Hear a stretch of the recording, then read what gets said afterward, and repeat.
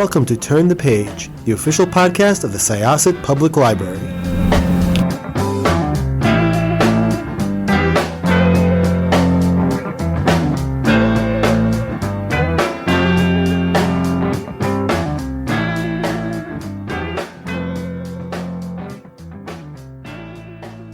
Hello, everyone. Welcome back to Turn the Page.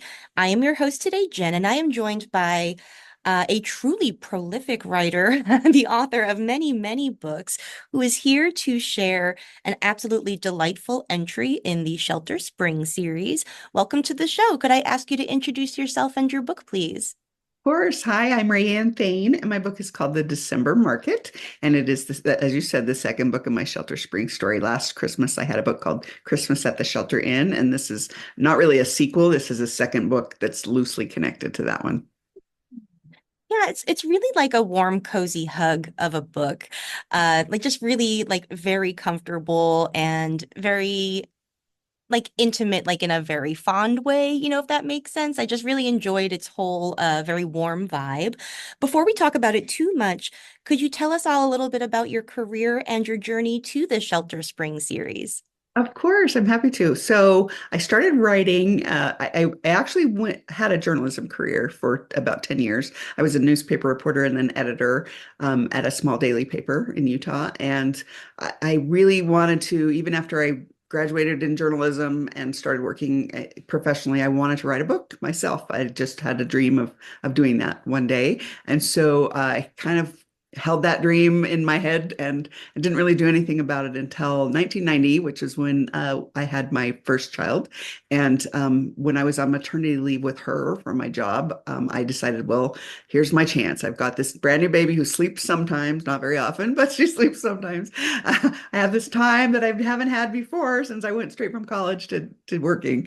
And so I decided I would try to write then. And I didn't know what I was doing at all. So I didn't know how to write fiction whatsoever. So I sort of just studied books that I loved. I read about, a bunch of how to write books and just tried my hand at it. The first one wasn't great. And so I sort of discarded that one after about 40 pages, realized nothing was working and kept thinking about it and working at it. And then started writing another one. And it took me about 5 years to publish from the time I first started my first one. And I had written two in that time, and then both of them sold to a publisher. And this was back in 90, I want to say 95 is when I sold. My first book came out in 96. So I've been doing it ever since. I quit. And the week I had my second child, I sold my fifth book, and I left my job as an editor when I gave birth to our son, and been writing full time ever since then. And so, when you say prolific, it's because I've been doing it for a long time, and because it's my job, and so that's what I do for a career. And so, I make myself write even when I don't feel like it, and put my rear end in the chair and write, even if I don't feel like the muse is on me. I still make myself do it because that's my job. Nice. Yeah, that's incredible consistency. And it definitely explains why you can put out over like 70 books in, just a few decades. Like that's really impressive. Um, so let's talk about the book now. Could you tell us a little bit before we get to the characters about building, as it were, the town of Shelter Springs? What went into like designing the town in your head? Both like its layout, like all of its geographical features and the people who populate it. So what was like the inception point for the town? Really, this was sort of a spin-off series. So I've written a couple of long-running series. The first one was called Hope's Crossing, and that was set in Colorado. And then I did a spin-off to that with a sibling of other characters who moved to this little town called called Haven Point, excuse me, on Lake Haven, which is a fictional community in Idaho, loosely based on McCall, Idaho, because it's on a lake. That was the main thing. I wanted a big lake, and a place where, it's a tourist community and things like that. And so while I was writing those Haven Point books, I sometimes referred to the bigger nearby town. It still wasn't huge, but was bigger. That was called Shelter Springs. And they never really did anything there. It was just like one time, I think the sheriff's department was based there. So I had somebody go to the sheriff's department in Shelter Springs. I was thinking about writing a Christmas series. I love writing connected series just because I love that community feeling that you can get when you have characters who sometimes will pop in again after you've written their story. They'll show up again in another book. And so I love that feeling. Mainly, I don't like saying goodbye to my characters, so this lets me sort of keep them keep them going a little bit longer. And so I wanted to write a continuing, just a Christmas book, so it's or Christmas series. So it's only I write 2 books a year, summer one and a Christmas one. My Christmas one is the one that's in the Shelter Springs series. And I was trying to come up with a town and a setting, and I thought I love the setting because it's this mountain community on this beautiful lake. Why not just move to Shelter Springs? Because I've never written any characters there. Why not just start a new place there? So that's basically what I did. So it's not really connected at all to Haven Point other than geographically, and other than, sometimes I'll reference somebody lives there now or something like that. So it's not connected to Haven Point, but it's kind of a spin-off. For my longtime readers will recognize the area. And what I do in terms of coming up with the town. So it's a fictional town. I mostly write fictional towns. I've done a few that are in real places, but I love taking a real place and sort of fictionalizing it myself and coming up with a new name, and because that way I can change geographical features if I want. I can name things that, fit a little bit better. I can name the streets things that I like better than the actual street names. And then when I'm coming up with like street names, for instance, I will look at real communities. So I looked at real mountain communities and said, what are some of the street names in the ski town, and could I use some of those in my community? And same with geographic features. I will look for real ones and maybe tweak those a little bit and move them to my community and to make them work there. And I love that part of it. I love setting is so important, and I think it's something that's often overlooked by writers. But especially when you're writing a Christmas story, you really want to make people feel cozy. Like you said, you may want to make them feel like it's a place they would love to visit, that there's all the Christmas feels, all the snow falling sometimes, and the hot chocolate and all the things that people like to think about at the holiday season. Mm. That's such a good point. Yeah, it is Christmas stories are usually about community as well. And so rendering that community very real, it helps the story, I think, in real ways. And I love the fact that this town being an offshoot of like a town from another book, it's a very like big, expansive geography. So it's a big world, but that in a way like makes the story seem even more intimate in a way because it's just focused on these characters and like the community they live in. Like it's a very nice balance there. It really is. And I like that part because I like to show how my characters interact with their community as well. That is a big part of this particular book, in that, the heroine of this book, her name is Amanda, and her father caused a lot of harm in the community like years ago. And so she has felt this obligation to sort of give back. And that really helped drive her character in terms of, so that all was interwoven with the community, with the setting. All of that is really important to the story, and the fact that, she's sort of, I wouldn't say sacrificed herself, but she's dedicated herself to sort of helping give back to her community after the harm that her father caused to people. And that is a big part of every decision that she makes. That's the reason she runs the Christmas market, which the book is named after. She every year she is the organizer of this market that they give, and a portion of the proceeds go to help a worthy cause. And so she throws herself with passion into this, and sort of has shut off other areas that that she needs to open herself to and find love at some point. I like romances. I don't always write romances. Some of my books are more women's fiction-y, but I love, especially at Christmas time, I think we all just need a cozy Christmas romance. Yeah, absolutely. It's the perfect season for it. And, even though it's cozy, it also doesn't shy away from like some more difficult feelings, some hurt feelings. There's also like a lot of realism there too. I'd love if you could talk about balancing a hopeful tone with like these sort of more elements of conflict and, hurt feelings, stuff like that.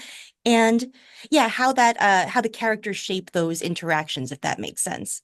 Right. Well, that's been a kind of a hallmark, I would say, of all of my books, that I do write small town, especially the last, 20 years of my career. They've all been mostly small town based, but they are not perfect small towns. They are not idyllic where nothing ever happens to anyone. I live in a fairly small town in Utah, and I could walk through my neighborhood and I know the people in the houses and I know what they've dealt with. And there's not a single house where people have not struggled with something. And so even though, life is hard and life has challenges. I like to write books where people overcome those, or at least come to a place in their life where they realize, yes, this bad thing has happened to me, or I've dealt with this challenge, but I'm still worthy of love. I can still be happy. I can still find joy, even though, things haven't been great for me. And so that tends to be, I would say, a running theme through most of my books, that life is hard. There's no getting around that. There's no avoiding it. We're all dealing with things. But that doesn't mean we should shut ourselves off from the possibility of finding joy ourselves and helping other people find joy too.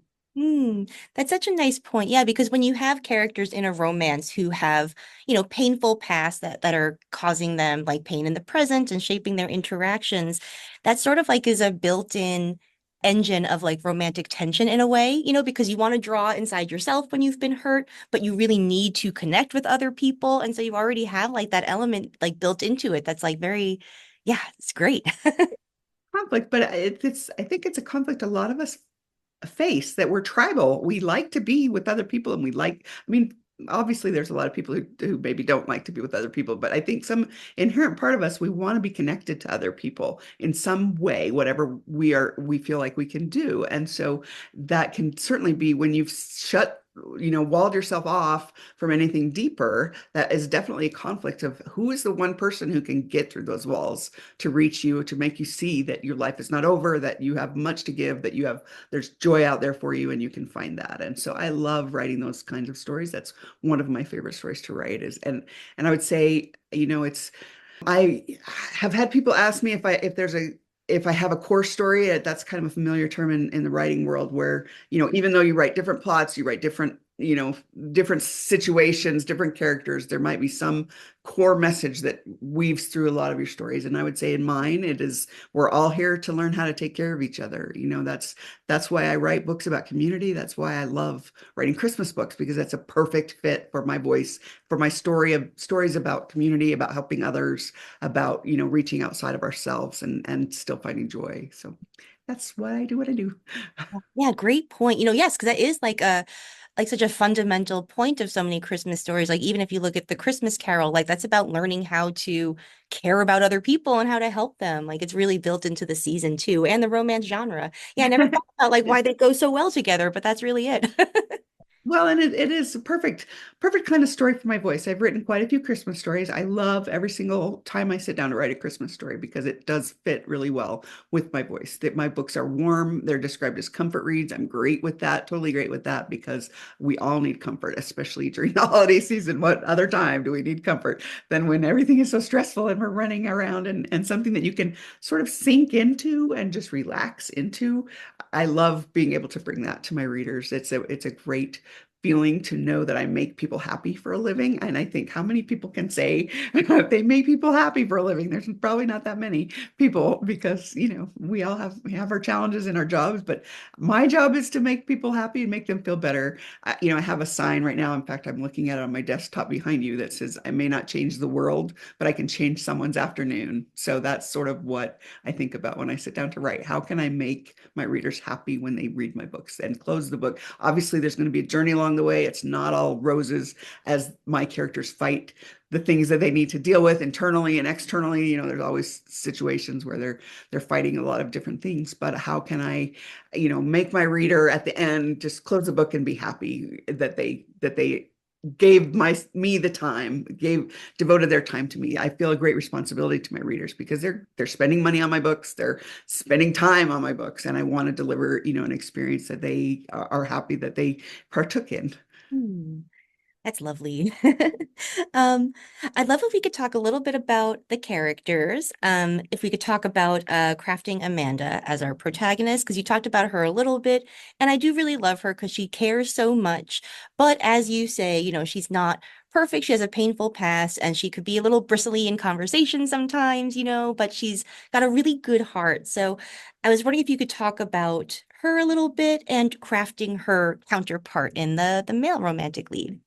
Sure. Well, I came up with Amanda in Christmas at the Shelter Inn. She is the sister to the hero of that book. And so I introduced her. She had once been best friends with the heroine of that book, but there was a rift between them. She was engaged to that heroine's brother. That brother died in an accident, and she carries a lot of guilt for it because she'd broken up with him and because of things. Anyway, so that's part of her scars and her wounds in her life. The fact that she lost her fiance, that she kind of lost this friendship, and also the bigger one is that her father, was an alcoholic, and so she grew up in a very dysfunctional home, and so really had a lot of cautions in place to keep her from opening her heart. In the years since, it's been many years since her fiance died. Like I think 10 years is how I had written it.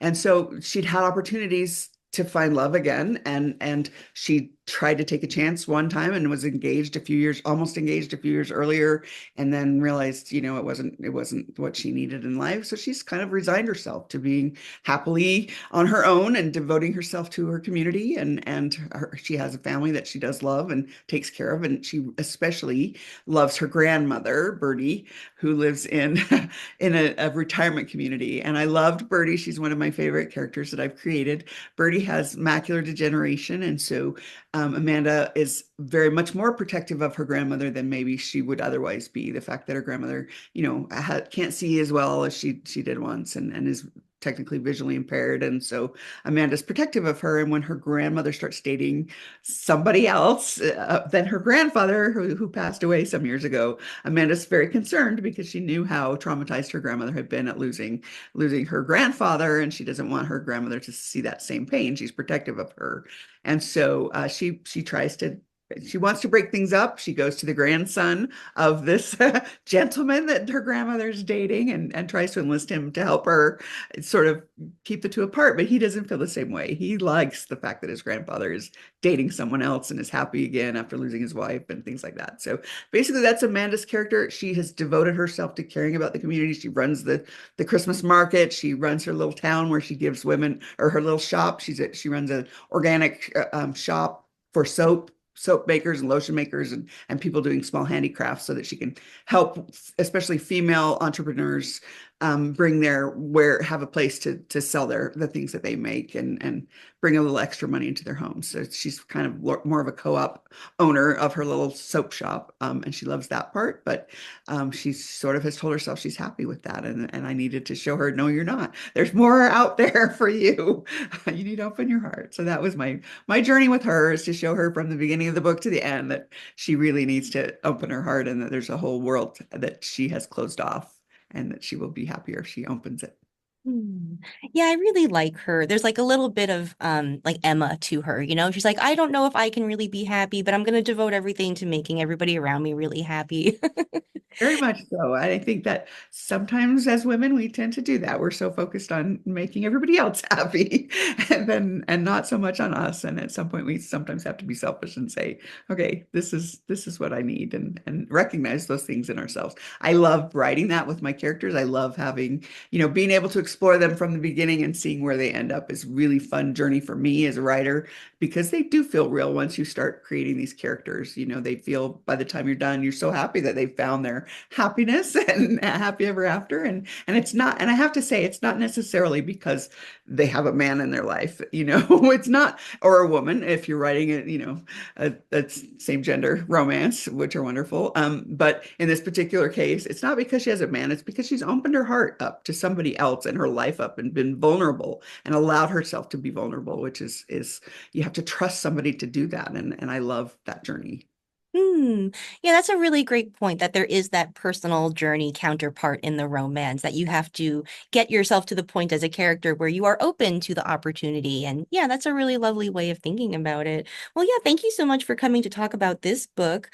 Usually this is where I ask if you are currently writing something, but with your schedule, you definitely are. So what are you working on now? So I just finished last month I finished another book that'll be out next summer. It's called I'm going to get the title wrong, The Lost Book of First Loves, I think is what it's called. And I had a great time writing that one. It's a summer book. And then I'm now in the plotting process for next year's Christmas book, which will also be in Shelter Springs. I did introduce the heroine in this book, so sharp-eyed readers will probably figure it out once they start reading, and know who the heroine is for this one. And I'm having lots of fun. This is my favorite part of the writing process. I mean, I love the writing itself too, but I love coming up with the characters and figuring out who are they and what makes them tick and why are they where they are and acting the way they are and how can I change that and mess up their life for the next 70,000 words or 80,000 words to get them to a better place. And it's lots of fun. Oh, that's great. Well, I'm looking forward to those. And yeah, thank you again for coming to talk to us. This has been lovely. You're so welcome. Thank you for having me. You're very welcome. Okay, listeners, now it is your turn. You're going to check out the December market. It really is, as we said at the beginning, like a warm, cozy hug of a book, and it really is perfect for your holiday season.